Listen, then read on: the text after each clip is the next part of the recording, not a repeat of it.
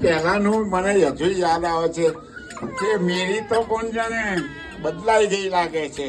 50 વર્ષ પહેલા જે જોતો ને તો ભાઈ વટ હતો એનો. આજે પણ છે, કારણ કે કુટુંબ આખું જોયું ને તો બધા ખુશ ખુશ છે બધા. અને જીવનમાં જે ફાધરે કહ્યું ને, હવે 2-3 વખત ઉપદેશ મેં મને કહ્યું છે કે જે માણસો ભૂખ લાગે ત્યારે ખાય એનું નામ પ્રકૃતિ, અને ગમે તેમ સમય હોય ના હોય ખાય એનું નામ કે વિકૃતિ. અને પછીથી જ્યારે માણસની પાસે બધું હોય, ખાવાનો સમય હોય, છતાંય પોતે ખાવાનું છોડીને બીજાને પણ આપે એનું નામ સંસ્કૃતિ. અને મનુભાઈ અને મેરીબેન એમના જીવન માટે મેં જોયું છે કે વિકૃતિ કદી નથી જોઈ.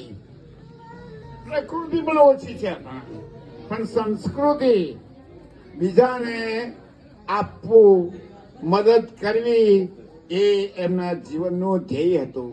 એટલા માટે તો હું કહું છું ને કે આપણે બધા એક લાડના પંખીઓ છીએ.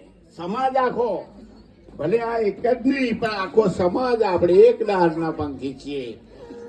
લડીએ વળીએ કદી જુદા પડીએ તો એ જીવન નિરંતર જીવન કેના સંગી એક જ ડાળના પંખી. હા, તો મનુભાઈ એમણે સંઘર્ષથી આ તૈયારી બધી કરેલી છે.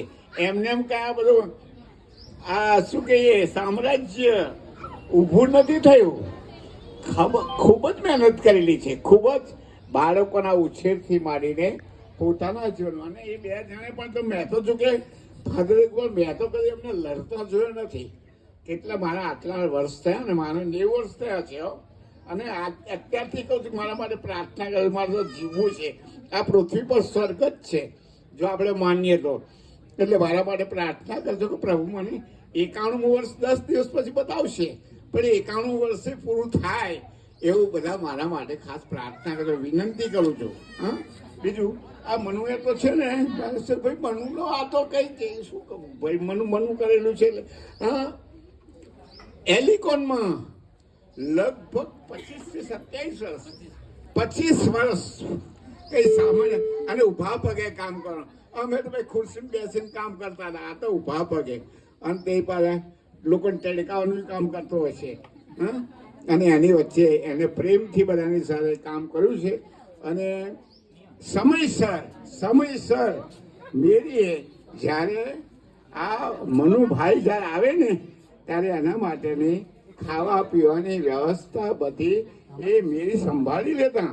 અને બાળકોની સંભાળ પણ મનુ હોય કે ના હોય, મેરીએ બધી એ લોકોને સંભાળી લીધા છે. માટે હું તો અત્યારે એટલું જ કહું છું,